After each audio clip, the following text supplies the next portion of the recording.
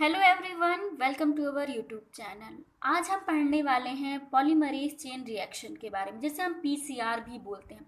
तो polymerase chain reaction क्या होती है और हम इस वीडियो में जानेंगे कि पॉलीमरेज चेन रिएक्शन होता क्या है, इसमें कौन कौन से स्टेप्स होते हैं इसको परफॉर्म करने के लिए और इसके एप्लीकेशंस क्या क्या हैं, ये कहाँ कहाँ यूज़ होता है।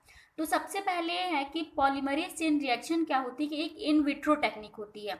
मतलब कि एक लैब में परफॉर्म की जाने वाली टेक्निक है जिसमें कि हम मल्टीपल कॉपीज ऑफ डीएनए बनाते हैं, या फिर जैसे अगर हम मान लें कि हम कुछ चीज़ कोई एक्सपेरिमेंट परफॉर्म कर रहे हैं, हमको उसमें डीएनए की ज़्यादा ज़रूरत है, ज़्यादा अमाउंट ऑफ डीएनए चाहिए, लेकिन हमारे पास कम अमाउंट है। तो हम जिस डीएनए को हमें चाहिए उस डीएनए टारगेटेड डीएनए का हम मल्टीपल कॉपीज बना सकते हैं ताकि हमारा एक्सपेरिमेंट जो है पूरा हो सके। तो पीसीआर एक ऐसी टेक्निक है जिसमें कि हम मल्टीपल कॉपीज ऑफ डीएनए बनाते हैं, millions of billions of copies of DNA बनाते हैं। तो होता है ये पीसीआर, इसे हम पीसीआर भी बोलते हैं। पीसीआर को सबसे पहले 1983 में डॉक्टर कैरी मुलिस ने डेवलप किया था। सबसे पहले इन्होंने डॉक्टर कैरी मुलिस ने इन्वेंट किया था पीसीआर को। तो पीसीआर एक ऐसी टेक्निक है जिसमें हम millions of billions of copies बनाते हैं डीएनए का, या फिर टारगेटेड डीएनए का हम बोलें। अब हम देखेंगे कंपोनेंट्स कौन कौन से रिक्वायर्ड होते हैं हमें पीसीआर परफॉर्म करने के लिए। सबसे पहले डीएनए, कि हमें जिस टारगेटेड डीएनए की कॉपीज बनानी है वो डीएनए चाहिए होगा हमें। टैग पॉलीमरेज, इसे हमें डीएनए पॉलीमरेज चाहिए होगा। डीएनए पॉलीमरेज ऐसा होना चाहिए जो कि थर्मल स्टेबल हो, मतलब कि हाई टेम्परेचर पे भी स्टेबल हो, तो वो है टैग पॉलीमरेज। ये हमारा टैग पॉलीमरेज जो है वो हाई टेम्परेचर पे भी स्टेबल होता है। इसे हम बैक्टीरिया से आइसोलेट करते हैं जिसका नाम है थर्मस एक्वेटिकस। और जो टैग पॉलीमरेज है वो हाई टेम्परेचर पे भी स्टेबल होता है, एक्टिव होता है। हमारा पीसीआर जो है एक हाई टेम्परेचर पे परफॉर्म करती है, इसलिए हमारा जो डीएनए पॉलीमरेज है उसको भी हाई टेम्परेचर स्टेबल होना चाहिए, तो वो है हमारा टैग पॉलीमरेज। उसके बाद है डीएनटीपीस। डीएनटीपी क्या होता है? D oxy nucleotide triphosphate for ATGC, मतलब कि हमें एडेनिन, थाइमिन, ग्वानिन, साइटोसिन ये सब तो चाहिए हमें डीएनए के कॉपी बनाने के लिए, कॉम्प्लीमेंट्री उसके बनाने के। बफर चाहिए, प्राइमर फॉर 3 इंट पे हमें ऐड करने के लिए प्राइमर चाहिए। Magnesium chloride MgCl2, thin walled tube, एक ट्यूब चाहिए जिसमें कि हमारा जो पूरा मिक्सचर है, रिएक्शन मिक्सचर, उसमें हम डाल सकें। थर्मल साइक्लर क्या होता है? थर्मल साइक्लर एक इक्विपमेंट या फिर इंस्ट्रूमेंट हम समझ लेते हैं, एक इंस्ट्रूमेंट या फिर डिवाइस है जिसमें कि हम पीसीआर को परफॉर्म कराते हैं। पीसीआर को परफॉर्म कराने के लिए जो इंस्ट्रूमेंट की यूज़ होती है उसे हम थर्मल साइक्लर बोलते हैं। अब हम देख लेते हैं कि स्टेप्स क्या क्या हैं पीसीआर के। सबसे पहला स्टेप है डीनेचुरेशन। डीनेचुरेशन में हम क्या करते हैं कि जो हमारा डबल स्ट्रैंडेड डीएनए होता है उसे हम डीनेचर करते हैं, मतलब कि उसको सिंगल स्ट्रैंडेड डीएनए में चेंज करते हैं, डीनेचर करते हैं। नेक्स्ट है एनिलिंग। एनिलिंग में हम क्या करते हैं? प्राइमर को ऐड करते हैं। फिर नेक्स्ट है एक्सटेंशन। एक्सटेंशन में क्या होता है कि हमारा जो प्राइमर ऐड हुआ है वो टैग पॉलीमरेज की हेल्प से अपना जो कॉम्प्लीमेंट्री न्यूक्लियोटाइड्स जोड़ते जाएगा और आगे की प्रोसेस करते जाएगा, जिससे हमारा डबल स्टैंडर्ड डीएनए बन जाएगा। तो अब हम एक एक करके स्टेप्स को डिटेल में समझ लेते हैं क्या क्या स्टेप्स हैं। तो हम सबसे पहले जो ट्यूब है इसमें हम अपना रिएक्शन मिक्सचर बना के डालेंगे। रिएक्शन मिक्सचर में क्या क्या होना चाहिए? Buffer, dNTP, Taq polymerase, DNA template, primer, MgCl2 and KCl, ये सब का मिक्सचर बना के हम ट्यूब में डालेंगे और इस ट्यूब को हम थर्मल साइक्लर में डालेंगे। इस ट्यूब को हम यहाँ थर्मल साइक्लर में एक में डाल देंगे, जिससे कि हमारा जो है जो थर्मल साइक्लर जो है वो अलग अलग टेम्परेचर को मेंटेन करने के लिए हेल्प करता है, जिससे हमारा डीएनए जो है मिलियंस या बिलियंस ऑफ कॉपीज में, हमें जितनी कॉपीज चाहिए उतनी कॉपीज बन जाएंगे डीएनए की। तो सबसे पहले है हमारा जो स्टेप है वो है डीनेचुरेशन का। ये हमारा double stranded DNA 5 prime to 3 prime, 3 prime to 5 prime, तो ये हमारा डबल स्ट्रैंडेड डीएनए अब डबल स्ट्रैंडेड डीएनए क्या करेगा, डीनेचर होगा। डीनेचुरेशन सबसे पहला स्टेप है। डीनेचुरेशन की जो प्रोसेस होती है वो 92 टू 94 डिग्री सेल्सियस पे होती है। तो 92 टू 94 डिग्री सेल्सियस पे क्या होगा कि हमारा जो डबल स्ट्रैंडेड डीएनए है वो ब्रेक डाउन होकर सिंगल स्ट्रैंडेड डीएनए में आ जाएगा। जो इसके बीच के हाइड्रोजन बॉन्ड है ये हमारे ब्रेक हो जाएंगे इस टेम्परेचर पे। तो जब हमारे हाइड्रोजन बॉन्ड्स ब्रेक हो जाएंगे तो हमारा जो है डबल स्ट्रैंडेड डीएनए हो जाएगा सिंगल स्ट्रैंडेड डीएनए में। जो हमारा ये हो गया सिंगल स्ट्रैंडेड डीएनए, ये हो गया हमारा डीनेचुरेशन। अब हम हमारा जो सेकंड स्टेप है वो है एनीलिंग। एनीलिंग में हम क्या करते हैं कि जो हमारा डबल स्ट्रैंडेड डीएनए है वो तो अलग अलग हो गया। अब इसे हम क्या करेंगे कि कूल करेंगे, क्योंकि हमारा जो हाई टेम्परेचर पे ये जो है डीनेचर हुआ। अब इसे हम कूल करेंगे और फिर क्या ऐड करेंगे हम, प्राइमर। ये है हमारा प्राइमर।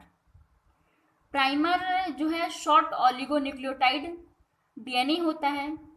प्राइमर जो है ज़्यादा से ज़्यादा maximum to maximum 15 to 25 nucleotide long होना चाहिए। अगर इससे लॉन्ग हुआ तो हमारा जो एनीलिंग की प्रोसेस है वो बहुत स्लोली होगी। इसलिए हमारा ये 15 टू 25 न्यूक्लियोटाइड लॉन्ग प्राइमर होना चाहिए। ये जो प्राइमर है, ये हमारा जो प्राइमर है वो एक दूसरे के कम्प्लीमेंट्री नहीं होने चाहिए। ये किसके कम्प्लीमेंट्री होने चाहिए, जो हमारा टारगेट डीएनए स्ट्रैंड है ये इसके कम्प्लीमेंट्री होना चाहिए, ना कि अपने एक दूसरे के कम्प्लीमेंट्री नहीं होने चाहिए।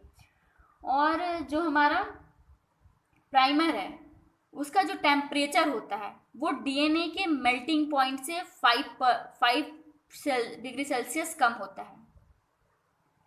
ये है हमारा melting point of DNA, melting temperature of DNA. तो प्राइमर का जो टेम्परेचर है वो मेल्टिंग पॉइंट ऑफ डीएनए से 5 डिग्री सेल्सियस कम होना चाहिए। तो अब हम कैसे जानेंगे कि हमारा जो टेम्परेचर का मेल्टिंग पॉइंट है वो कितना होगा। तो ये चीज़ें सब पहले से डिटरमाइंड होती हैं कि हमारा जो टेम्पलेट डीएनए है उसका जो है टेम्परेचर कितना होगा। तो उसके ही हिसाब से हमारे प्राइमर का जो टेम्परेचर सेट किया जाता है। अब हमने यहाँ पे डाल दिया, प्राइमर ऐड हो गया हमारा। अब प्राइमर को ऐड करने के बाद अब एनीलिंग की प्रोसेस कितने पे होगी, 45 टू 60 डिग्री सेल्सियस पे होगी। प्राइमर ऐड हो गया। अब हम ऐड करेंगे यहाँ पे टैग पॉलीमरेज, ये हमारा हो गया। और जो हमारा प्राइमर है, हमारा जो डीएनए टेम्पलेट है वो क्या है, 5 प्राइम टू 3 प्राइम। अब इसके कम्प्लीमेंट्री हमारा प्राइमर ऐड होगा 3 प्राइम टू 5 प्राइम। और हमेशा जो डीएनए का जो स्ट्रैंड, जो कम्प्लीमेंट्री स्ट्रैंड प्राइमर ऐड होता है वो हमेशा 3 प्राइम डायरेक्शन में आगे बढ़ता है। हमेशा ही वो 3 प्राइम डायरेक्शन में आगे बढ़ता है। तो ये हमारे प्राइमर ऐड हो गए, टैग पॉलीमरेज ऐड हो गया। अब इसमें हम डीएनटीपीस डालेंगे, वो भी डीएनटीपीस क्या करेंगे, ऐड होते जाएंगे अपने कम्प्लीमेंट्री। अगर यहाँ पे एडेनिन है तो यहाँ पे थायमिन ऐड हो जाएगा, और अगर यहाँ पे साइटोसिन है यहाँ पे ग्वानिन ऐड हो जाएगा। ऐसी तरह से ऐड होते जाएंगे और हमारा जो आगे की प्रोसेस बनती जाएगी। ये होगी हमारी एनीलिंग। अब एनीलिंग के बाद होगा हमारा एक्सटेंशन। एक्सटेंशन में क्या होता है कि हमारे एक्सटेंशन में क्या होगा कि हमारे जो है टैग पॉलीमरेज यहाँ पे ऐड हो गए। अब टैग पॉलीमरेज ऐड होने के बाद क्या टैग पॉलीमरेज क्या करेगा कि डीएनटीपीस ऐड करते जाएगा, डीऑक्सी न्यूक्लियोटाइड ट्राइफॉस्फेट वो ऐड करते जाएगा और आगे की प्रोसेस धीरे धीरे आगे बढ़ाता जाएगा। तो ये हमारा बन गया डीएनए टेम्पलेट का कम्प्लीमेंट्री डीएनए स्ट्रैंड बन गया। तो ये हो गया हमारा एक डबल स्ट्रैंड डीएनए से क्या बन गए, हमारे 2 नंबर ऑफ कॉपीज बन गए डीएनए की। तो ये एक्सटेंशन की प्रोसेस हो गई। अब ये जो हमारी पूरी प्रोसेस है ये एक ही प्रोसेस है, मतलब कि एक साइकिल हुई है इस प्रोसेस की। ये हमारा फर्स्ट साइकिल है। इसी तरह से हम number of copies same steps को रिपीट करके नंबर ऑफ कॉपीज हम बना सकते हैं। इसकी बहुत सारी नंबर ऑफ डीएनएस बना सकते हैं। तो ये हमारा फर्स्ट साइकिल हुआ। अगर हम इसी स्टेप को दोबारा रिपीट करते हैं तो हमारा 2 से 4 बनेगा, फिर 4 से 8 बनेगा। इसी तरह से हमारे ढेर सारे नंबर ऑफ कॉपीज बन जाएंगे डीएनए के। अगर हमें पता करना है कि हमारा जो है मेल्टिंग टेम्परेचर क्या है डीएनए का, तो उसके लिए एक फॉर्मूला आता है, वो होता है 2 × A + T 4 G + C degree Celsius. ये हमारा मेल्टिंग पॉइंट डिटरमाइन करने के लिए है टेम्परेचर का।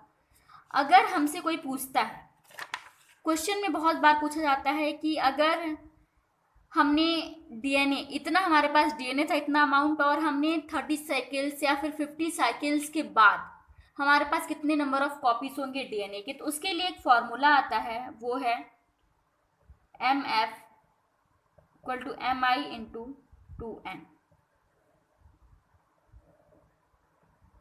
MF क्या हो गया? Final number of DNA. MI क्या हो गया? Initial number of DNA. And N हो गया हमारा number of cycles.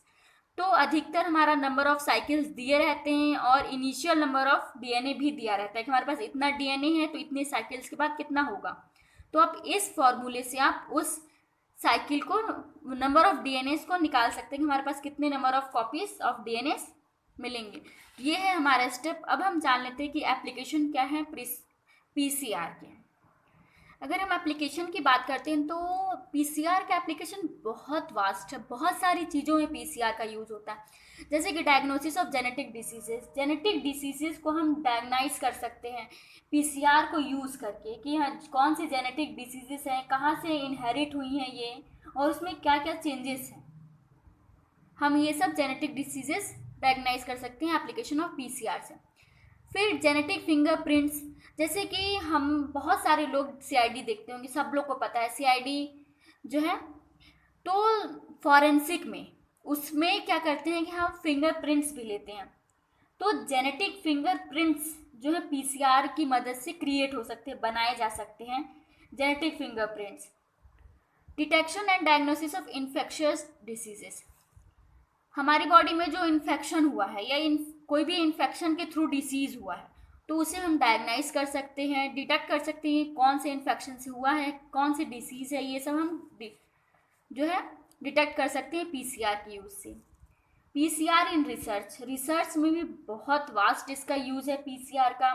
Number of copies, DNA की नंबर ऑफ कॉपीज़ बनाने के लिए यूज़ होता है। जेनेटिक इंजीनियरिंग में, न्यूक्लिक एसिड सीक्वेंसिंग में यूज़ होता है। माइक्रो ऑर्गेनिजम्स के क्लासिफिकेशन को क्लासीफाई करने के लिए भी यूज़ होता है पीसीआर। नेक्स्ट है पर्सनलाइज्ड मेडिसिन। हम अगर कोई भी, हम मान लेते हैं कि हाँ कैंसर का एक पेशेंट है और उसको कोई भी जेनेटिक चेंजेस हैं उसके बॉडी के अंदर, तो उसको कौन सी ट्रीटमेंट चाहिए होगी या फिर कौन से जो है क्योर उसके लिए बेनिफिशियल होगा, वो सब डिटेक्ट करना भी पीसीआर की हेल्प से हम कर सकते हैं। Detection of infection in the environment, environment में कितने सारे इन्फेक्शन हैं, ह्यूमन पॉपुलेशन में या फिर एनिमल्स में कितने सारे इन्फेक्शियस डिसीज स्प्रेड हो रहे हैं, उनको ट्रैक करने के लिए, उनको मॉनिटर करने के लिए भी हम पीसीआर का यूज़ कर सकते हैं। Molecular biological research, molecular biological research में भी हम बहुत सारी चीज़ों के लिए यूज़ कर सकते हैं पीसीआर। जैसे कि अगर हमें कोई डिज़ायर्ड जीन चाहिए या डिज़ायर्ड डीएनए चाहिए तो हम उसको भी उस अपने पीसीआर को यूज़ करके हम उस डिज़ायर्ड जीन को वो आइसोलेट या फिर देख सकते हैं या फिर हम उसे निकाल सकते हैं। डीएनए की कॉपीज़ बनाना, एक पर्टिकुलर डीएनए सीक्वेंस की पर्टिकुलर कॉपी बनाना, वो भी हम पीसीआर के यूज़ से कर सकते हैं। Genetic identification and DNA typing, genetic identification मतलब कि जैसे कि हमारा हो गया फॉरेंसिक साइंस में यूज़ करना, फॉरेंसिक लैब्स में पीसीआर का बहुत यूज़ है। हम किसी भी क्रिमिनल को डिटेक्ट करने के लिए भी पीसीआर का यूज़ कर सकते हैं, और जो है सेक्स डिटर्मिनेशन में भी बहुत यूज़ है। Identification of trace amount of DNA, जैसे कि हमारे जो है फूड बॉर्न पैथोजेंस, जैसे कि जो फूड के द्वारा जो पैथोजेंस डेवलप होते हैं उनको डिटेक्ट करने के लिए, उनके वजह से क्या कंटामिनेशन हो रहा है उनको डिटेक्ट करने के लिए हम पीसीआर का यूज़ कर सकते हैं। जेनेटिकली मॉडिफाइड, अगर किसी भी फूड में जेनेटिकली मॉडिफाइड ऑर्गेनिजम्स का यूज़ किया गया है तो उसे भी हम डिटेक्ट कर सकते हैं, उस माइक्रो ऑर्गेनिजम्स को। तो अगर हम एप्लीकेशन की बात करें तो बहुत ज़्यादा एप्लीकेशंस हैं, हमने कुछ आपको बता दिए हैं क्या क्या एप्लीकेशंस हैं। पीसीआर के। आई होप आपको ये वीडियो समझ में आया हो। हमने इस वीडियो में देखा कि पीसीआर क्या होता है, पीसीआर के स्टेप्स क्या क्या हैं और एप्लीकेशन क्या है पीसीआर का। अगर आपको कोई भी डाउट है इससे रिलेटेड तो आप हमें कमेंट बॉक्स में ज़रूर पूछें और अपने फ्रेंड्स के साथ ज़रूर शेयर करें इस वीडियो को। Thanks for watching this video. Stay motivated, be blessed, be happy.